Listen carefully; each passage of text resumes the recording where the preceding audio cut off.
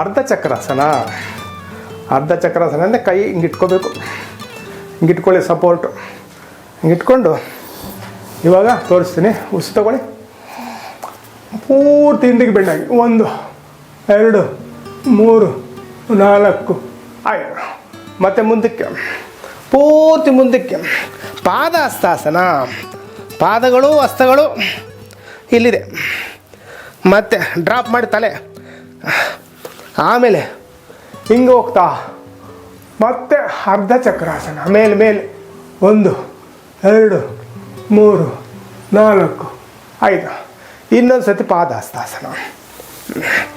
1 2 3 4 5. ಓಹ್, ಕಾಲು ಆ ಕಡೆ ಈ ಕಡೆ ಹಾಕಿ, ಕಾಲು ಹಾಕಿದ ಮೇಲೆ ಹಿಂಗೆ ಇಟ್ಕೊಳ್ಳಿ. ಇಟ್ಕೊಂಡು ಆಪೋಸಿಟ್ ಡೈರೆಕ್ಷನಲ್ಲಿ ನೀವು ಕಾಲು ಮುಟ್ಟಬೇಕು.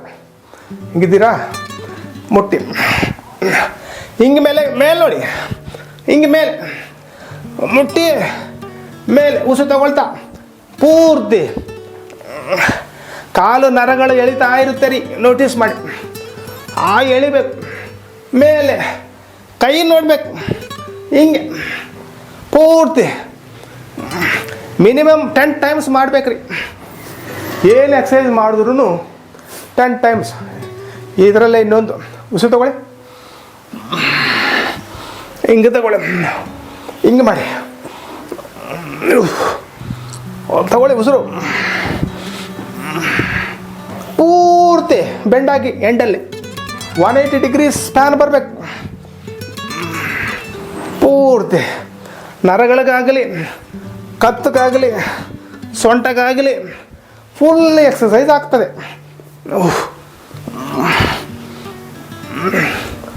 ಅದ್ಭುತವಾಗಿ ಯೋಗ ಆಗ್ತಾ ಇದೆ.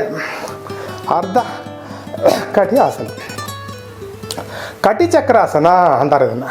ಹಿಂದಕ್ಕೆ ತಳ್ಳಿ ಪೂರ್ತಿ ಅನಾಹತ ಚಕ್ರ. ಅಂದರೆ ಚೆಸ್ಟ್ ಭಾಗ ಈ ಕೈಗಳಿಗೆ ಸಂಬಂಧ, ಹಸ್ತಗಳಿಗೆ ಅನಾಹತ ಚಕ್ರಕ್ಕೆ, ಮೂಲಾಧಾರಕ್ಕೆ, ಕಾಲುಗಳಿಗೆ. ಆ ಥರ ಚಕ್ರಗಳು ಸಪ್ರೇಟಾಗಿ ಹೇಳ್ತೀನಿ ನಿಮಗೆ. ಚಕ್ರ ಧ್ಯಾನನೂ ಇದೆ. ಪೂರ್ತಿ ಈ ಥರ ಮಾಡ್ಕೋಬೋದು. ಹಿಂಗೆ ಸೈಡಿಗೆ ಸ್ಟ್ರೆಚ್ ಬರಲಿ, ಇಲ್ಲಿ ಸ್ಟ್ರೆಚ್ ಬರಲಿ ನೋಡಿ. ಪೂರ್ತಿ ವೆಯ್ಟ್ ರೆಡ್ಯೂಸ್ ಮಾಡಬೇಕಂದ್ರೆ ಏನು ಅಂದರೆ ಇಲ್ಲಿರುತ್ತೆ ರೀ fat will be deposited here side. ಅದು ಕರಗಬೇಕು, ಆವಾಗ ವೆಯ್ಟ್ ಕಮ್ಮಿ ಆಗುತ್ತೆ ನೋಡಿ. ಪೂರ್ತಿ ಬರಲಿ, ಪೂರ್ತಿ ಬರಲಿ.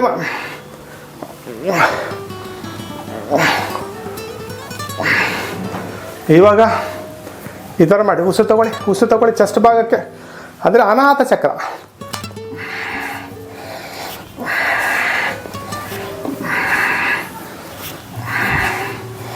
ಉಸಿರು ತಗೊಳ್ಳೋದು ಭಾಳ ಇಂಪಾರ್ಟೆಂಟ್ ಇಲ್ಲಿ.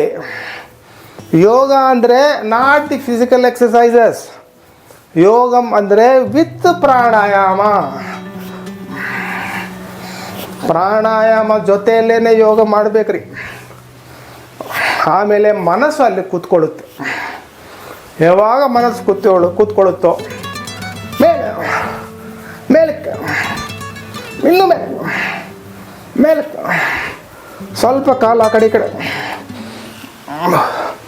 ಪೂರ್ತಿ ಬರಲಿ.